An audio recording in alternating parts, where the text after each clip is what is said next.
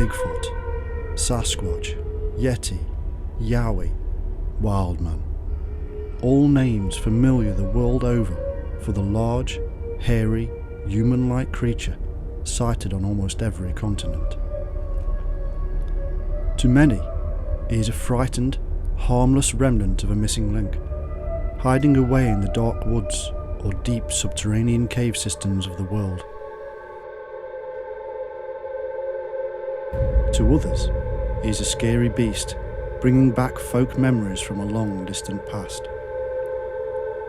Most tales of Bigfoot come from the USA and Canada, and of course the Yeti of Nepal. But what about Europe? Surely there can be no evidence of him there.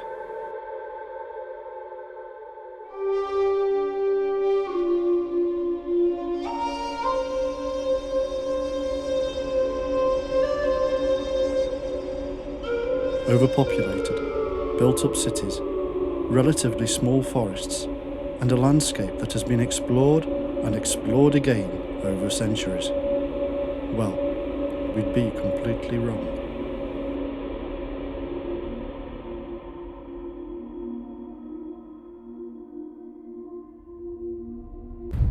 Evidence of Bigfoot in Europe and beyond is, from an historical perspective, much bigger and better documented than anywhere else in the world.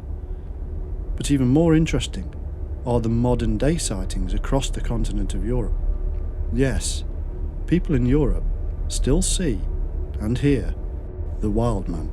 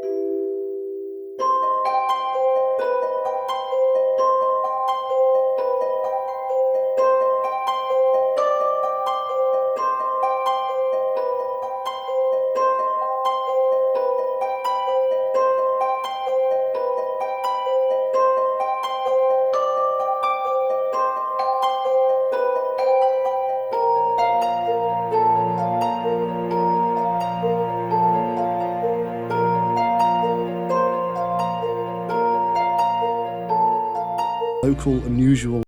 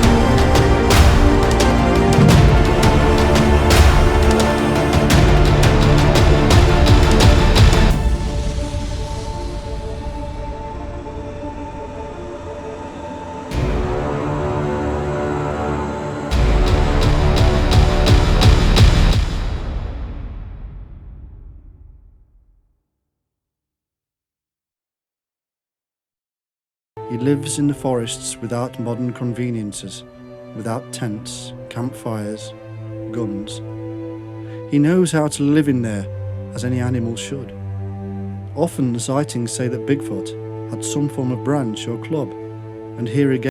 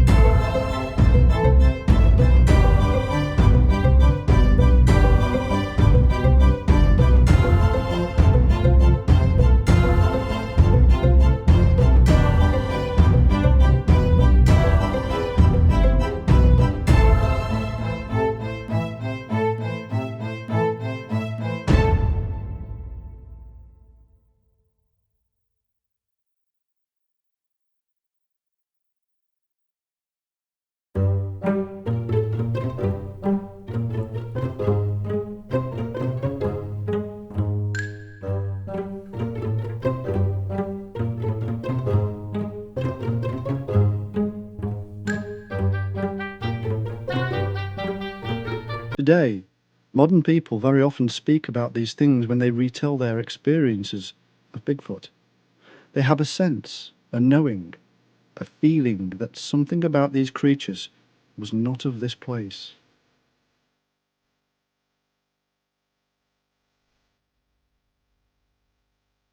Some have even gone so far as to wonder whether they were in fact from another world entirely.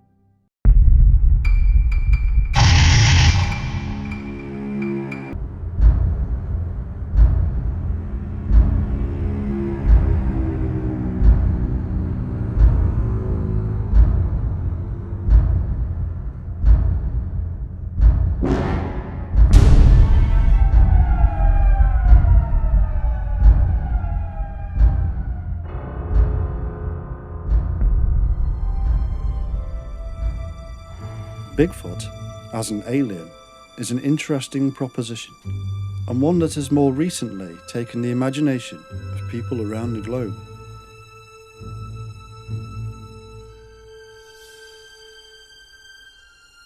A clue to where this kind of thinking comes from is found in a tale from 1888.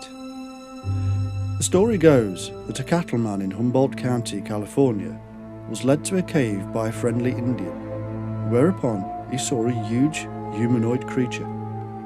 It was covered in long black shiny hair and was, amazingly, sitting cross-legged. The cattleman was told that these creatures were known as crazy bears and had fallen from a small moon that itself had fallen from the sky. The moon then went back into the sky. Many, of course, now see the small moon as a spaceship and the huge beast as the alien being from within.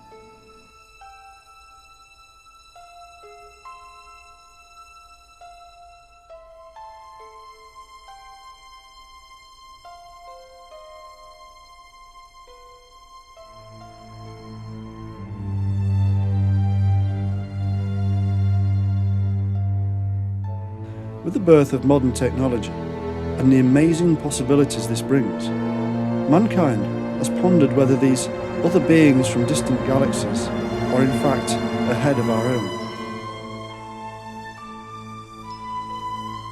Can they travel across the vastness of space? Have they been doing so for millennia? And if so, have they been here?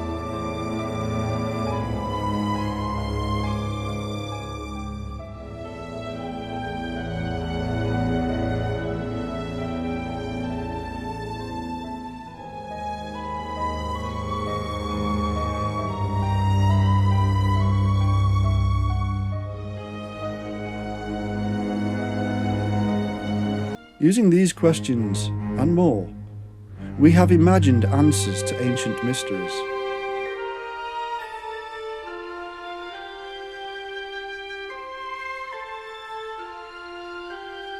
The pyramids are now said to have been built by the aliens.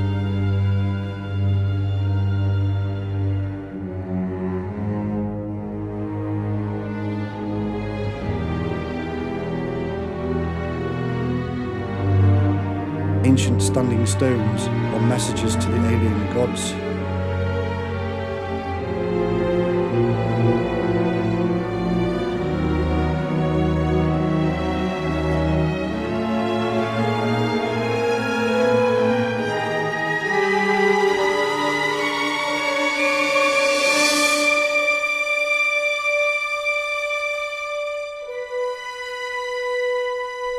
And now, of course, that ancient beast, Bigfoot, is thought to have come from outer space.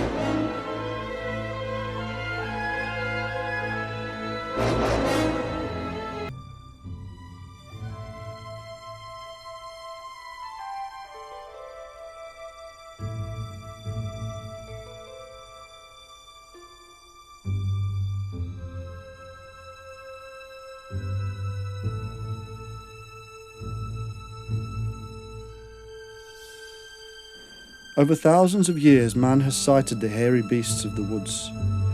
Intelligent, man-like beings that elude us. Always there, and yet we are unable to communicate with them.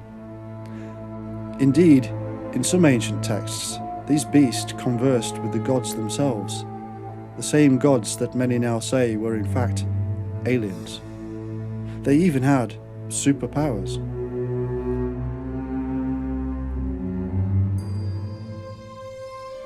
Today, many of the myths surrounding magic and the wonders of the mind during lucid dreaming are said by some to be reality itself, and that those strange things we see when undergoing trance states are in fact beings from another place, another dimension.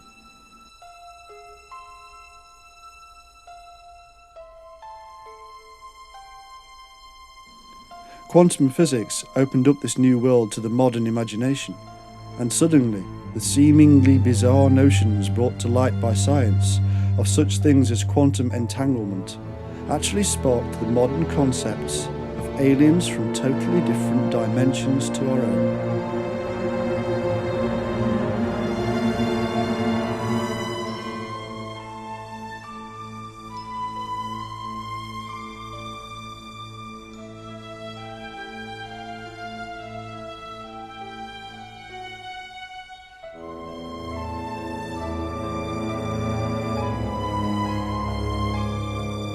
Now Bigfoot is said by some to cross the threshold of multi-dimensional travel, and this explains why sometimes we see him and sometimes we don't. Why there are no bodies discovered, why there is a sense of otherworldliness to him.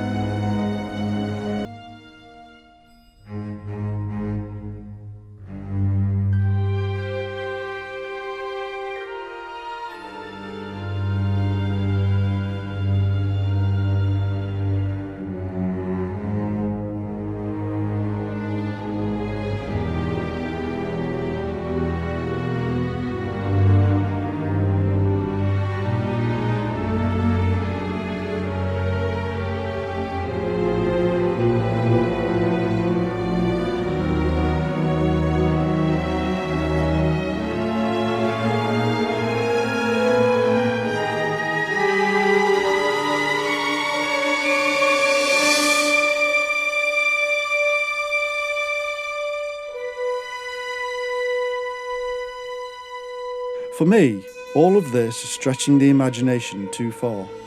To believe that aliens built the pyramids is condescending to ancient Egyptians.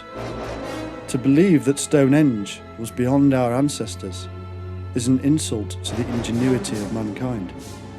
To say that Bigfoot is really an alien because we can't find him is to deny the complexity and diversity of life on planet Earth.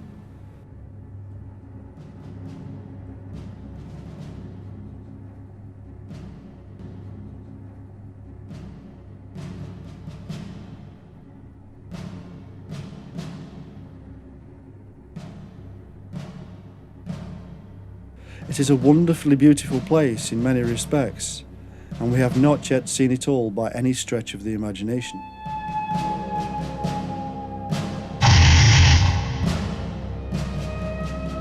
If Bigfoot exists, it will be found in two places only: on the very real three-dimensional world we call Earth, or within the dark recesses of the human mind. The task is to discover which. And to help us, we should respect our ancestral brothers and ask them what they believed. We now turn to the lore of the folk from ages past to see what lies within.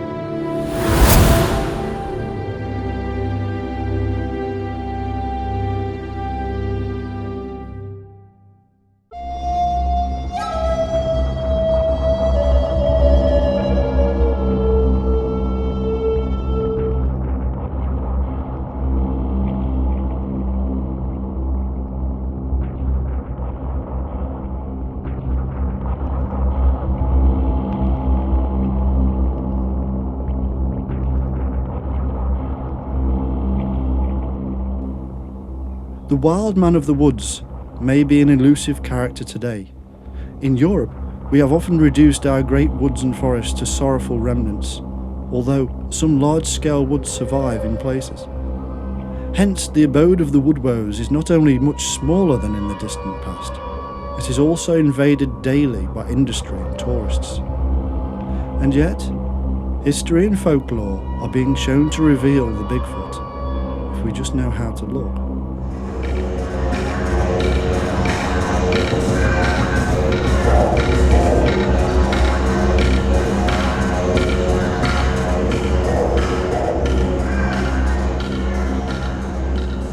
Folklore did not emerge from the ground, it welled up within the mind of man, and from his observation of life and the world around.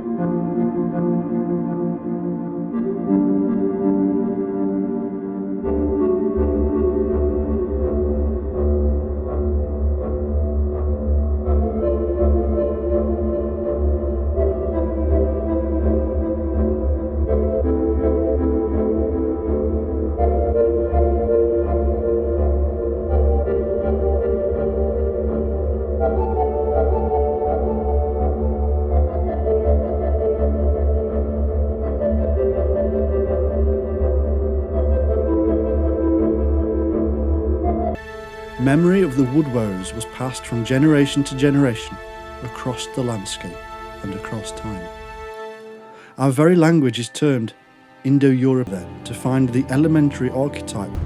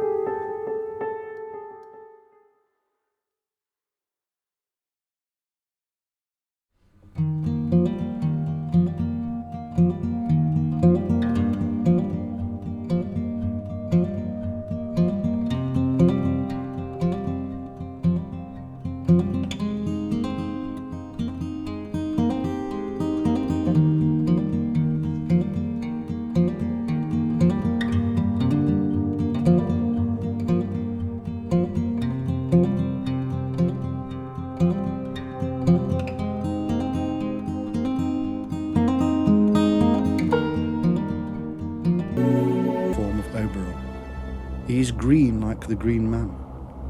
And like modern tales of Bigfoot, these ancient men were shapeshifters. They are linked also to the much more ancient deities and green gods such as Tammuz, Adonis, and the Egyptian Osiris. These are gods of vegetation, appearing symbolically with green skin.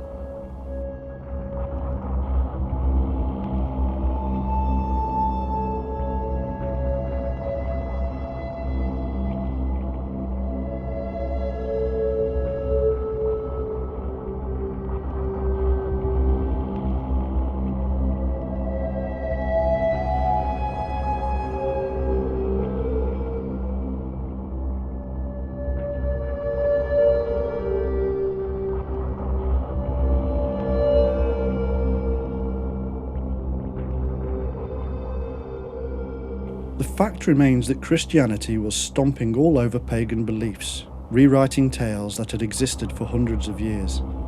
But as the Christians were destroying cultural history, there were those who defended it. The Masons of the period in which Robin Hood, the Green Man and the Woodwoes grew to popularity were hiding their symbols and pagans in the framework and masonry of churches across Europe.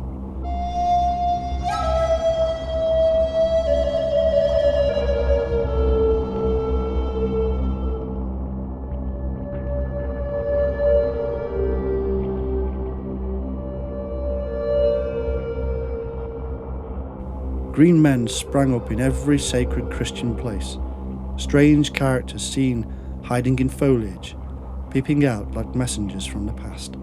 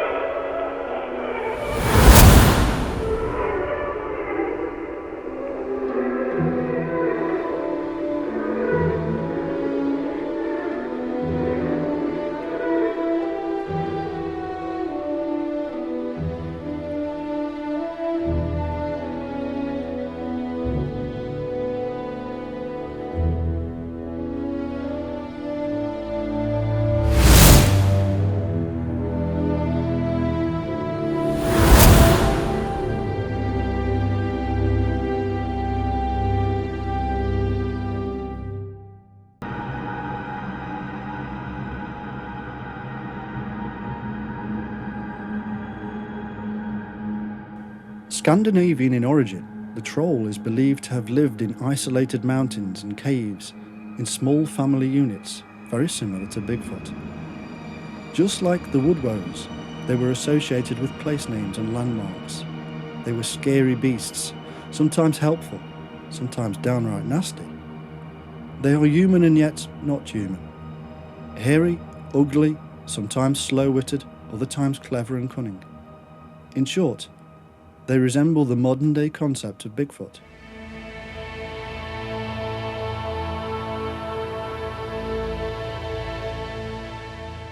This is a troll, brought back by my good friend Philip Gardner from Norway. It's a big hairy man, prolific in Norway and Sweden. It's got a stick that looks like it's been fashioned, so obviously he's intelligent. This one doesn't look particularly scary, but the legends speak of big, huge, scary, powerful creatures. And if the legends have survived, they survived for a reason. That's because they scare the wits out of people. Now, big hairy men ripping people apart. Trolls, ogres, werewolves.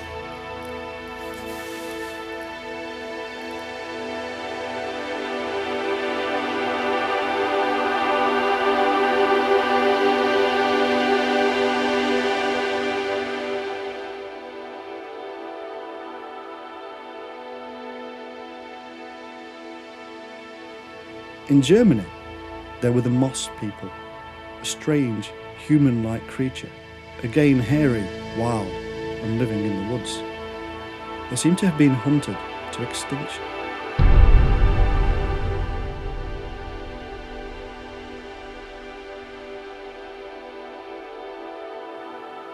In Greek myth, there are the hamadryads, or those born to a tree.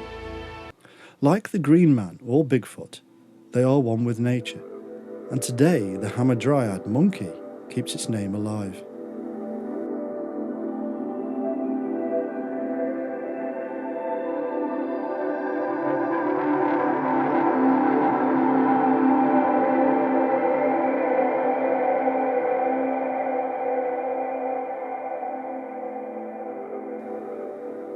In Scotland, the Amphiar Liath Mór, or the Big Grey Man, is said to haunt the mountains. Tall, strong, scary, and covered in hair, this has to be a folk memory of the European Bigfoot.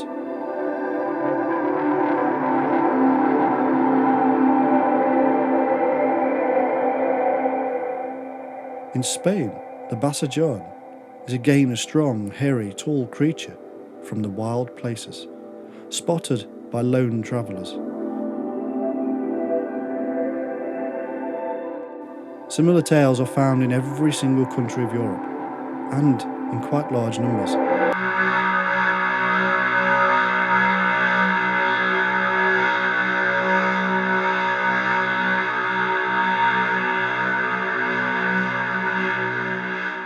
We must not forget the werewolf. Often this beast is cast aside as too strange. One thing you learn when researching mythology is to reduce the imagery to the logical. What we actually have here with the werewolf is a beast covered in hair and said to be half man. The term actually means man-wolf, which is basically a hairy man. It is found in all the same places and at the same periods, and is a shapeshifter, just as Bigfoot.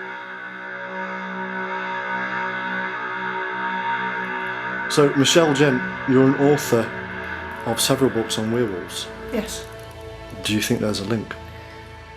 To big hairy men wandering around in the woods? Yes, I think there is.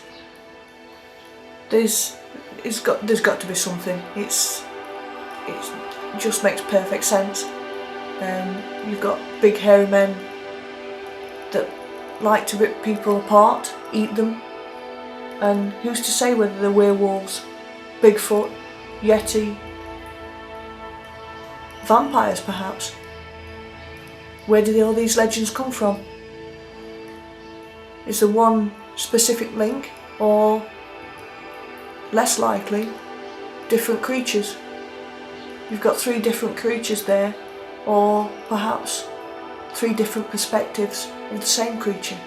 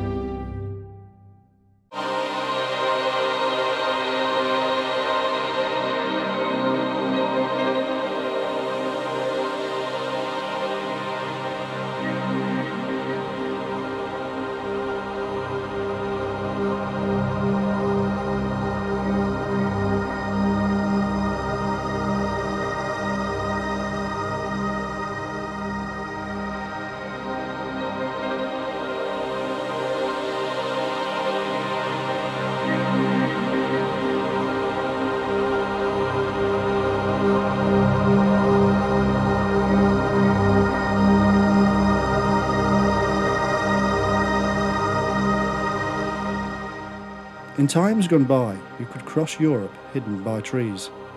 Today, forests are isolated islands in a sea of roadworks and buildings.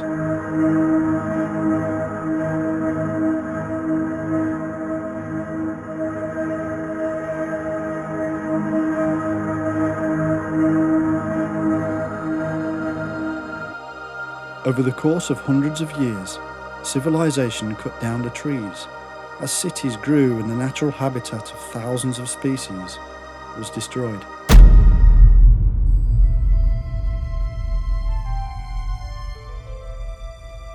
But nature has a strong willpower to survive, and very often finds a way.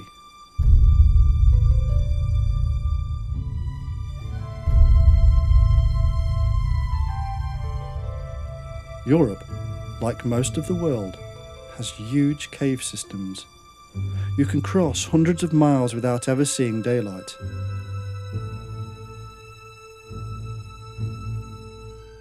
New discoveries are being made every week of plants, mosses, fungi, fish, animals, and insects. There is more than enough down there for even a small group of humans to survive.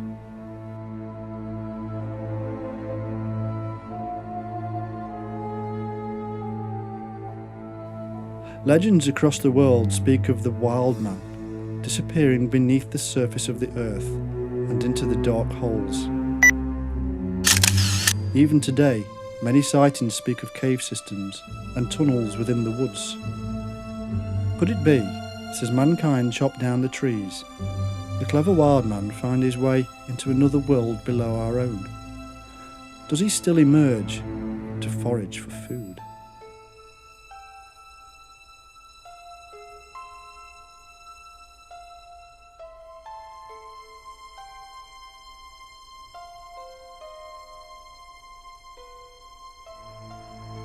A vast amount of ancient and historical accounts would seem to be pretty strong evidence for such an idea. Trolls, woodwows, Bigfoot, all have been said to live under the earth. Is this the last place we need to search to discover the truth? Or will they find yet another hiding place? I say we leave them alone.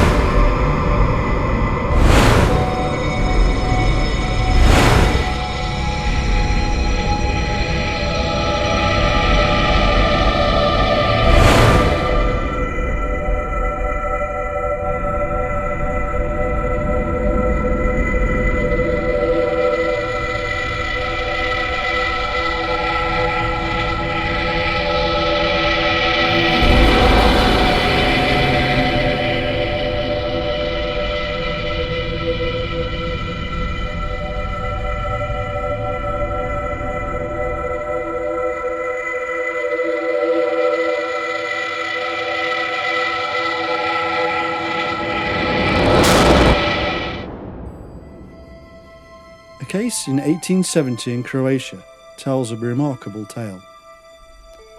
During the cold winter, two brothers slept together in a warm stable.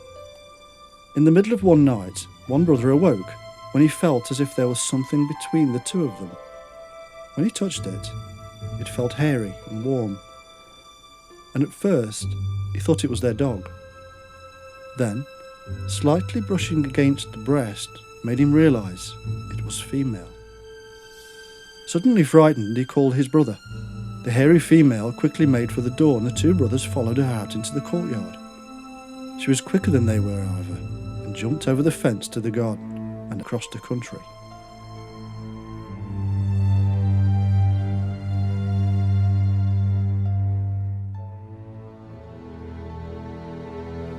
In England in 1993, a man saw Bigfoot full on for 20 seconds in the woods of Somerset.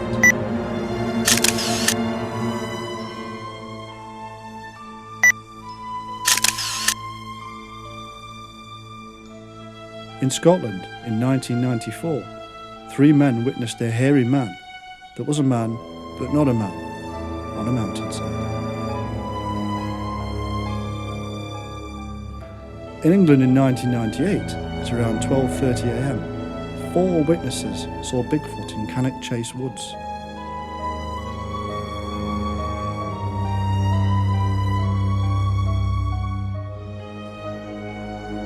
Again in England in 2002, a man saw a large creature very close to where I am now sat in Sherwood Forest, with red, glowing eyes.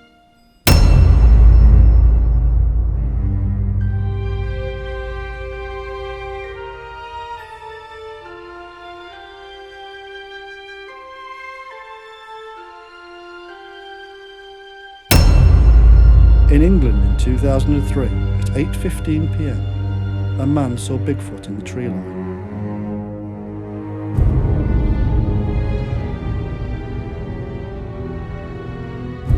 In Luxembourg in 2011, video of Bigfoot was captured walking through the snow.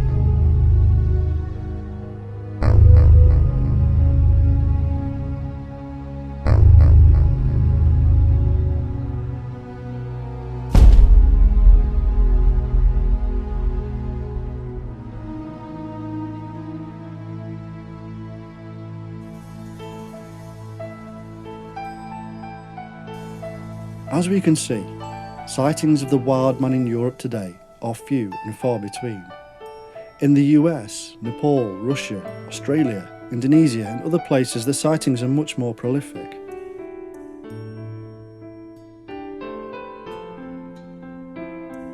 These places are less densely populated and still have an air of the frontier about them in many locations.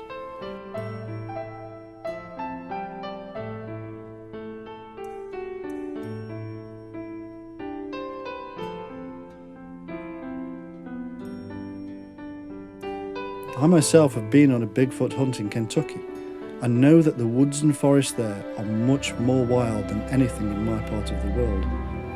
You could lose yourself very quickly in those dark woods.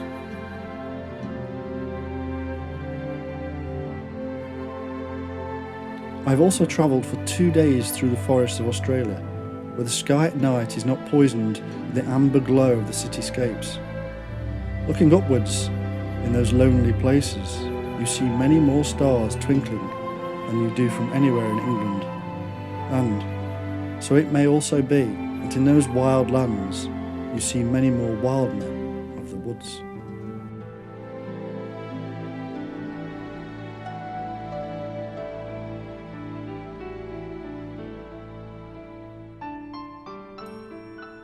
We know that with our expansion, thousands of species are being wiped from the planet with every passing year. This is not a modern problem. It has been occurring for generations. Great Britain used to be home to the wolf and the bear. Both were hunted to extinction.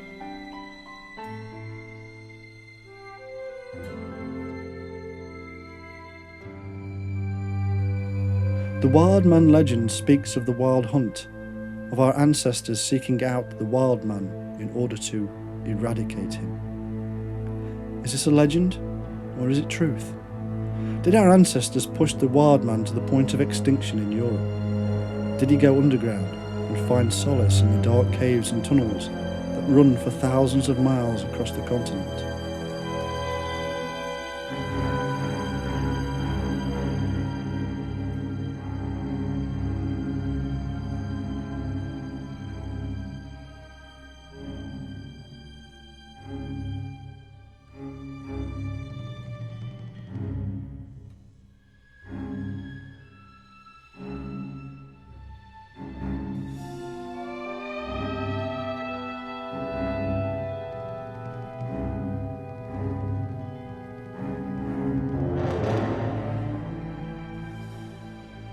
As species are destroyed, so too we discover new ones.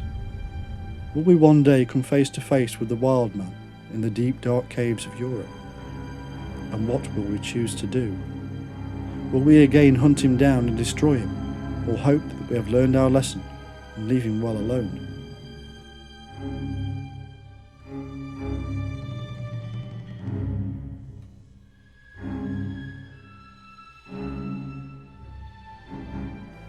The wild man is by all accounts one with nature. He is master of the beasts. He lives peacefully in his small family group. There are no tales of mass warfare between this missing link we have feared for so long.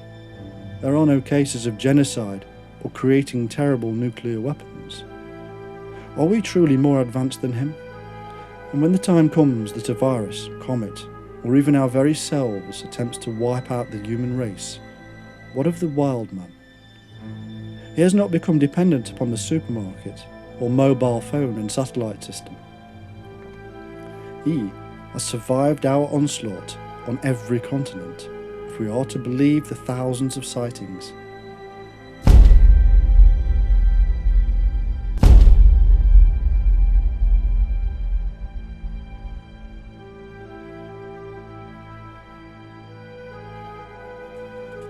He will emerge, and mankind itself will become the legend of a new civilization walking the earth.